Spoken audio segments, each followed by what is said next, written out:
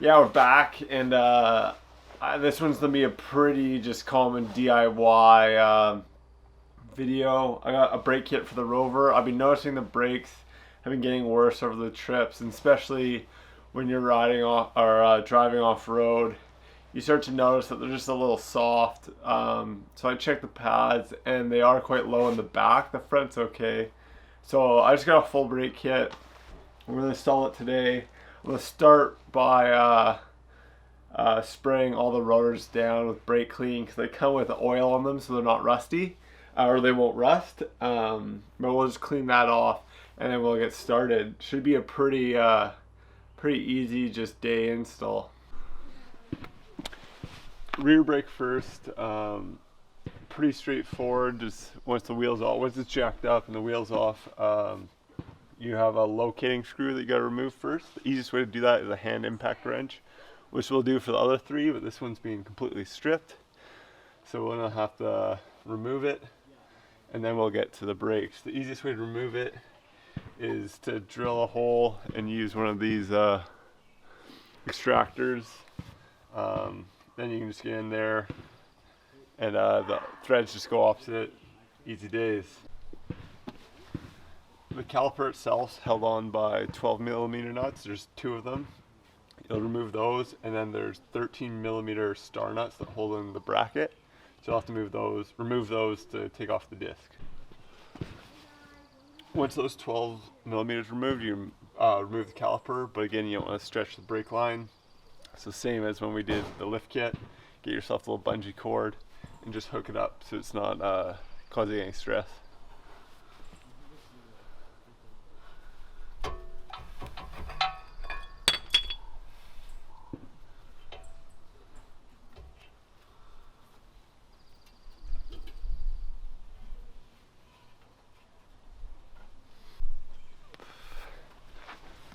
With the caliper fully removed, you can then take off the disc and just give it a big old smack on each side and slowly wiggle it off.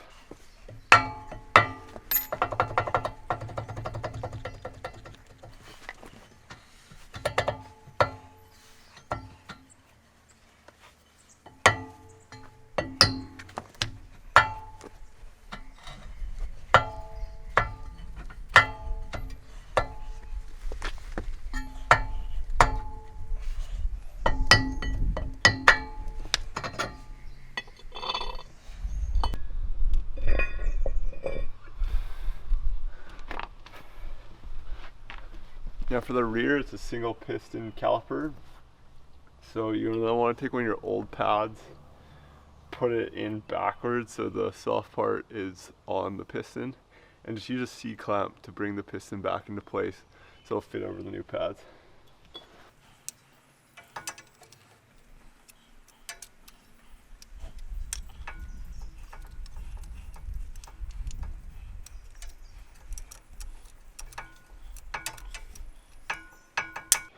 Then on the bracket, just clean up where the new pads will go until it's nice and shiny, no scale, so that everything fits together easily. Just use a tiny bit of blue Loctite on all the bolts, and then you don't have to worry about them coming out while you're driving. You'll notice it has these return springs, and a lot of people don't know what those do. They just stop vibration and brake noise, so you can just leave them be, and as you push the caliper on, it'll create constant tension between the pads and the caliper.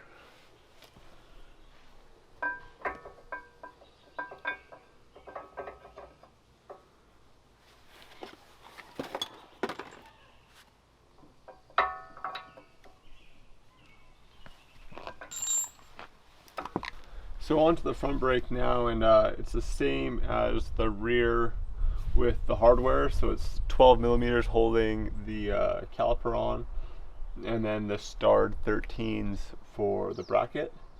Luckily this one didn't have a stripped placement screw, so I just got her out with the impact driver. But now when we remove this, we'll do the same. We'll hang it up, but it's a 2-piston caliper, so it takes a little bit more work just to get the pistons back in place for the new pads to go on. new disc is on. Clean the caliper bracket again until it's shiny for the pads to go on. The front is on by a 19 star bolt, so quite a bit bigger. They're on there pretty tight, so use a breaker bar. Put this all back together and we're good to go. All wrapped up, went pretty well. A little frustrated that I had to extract 3 of the 4 locating screws. Luckily I had new hardware to put in, but they just were stripped. Use the right Phillips head, it's number 3, and you won't run into that problem. But overall it was great.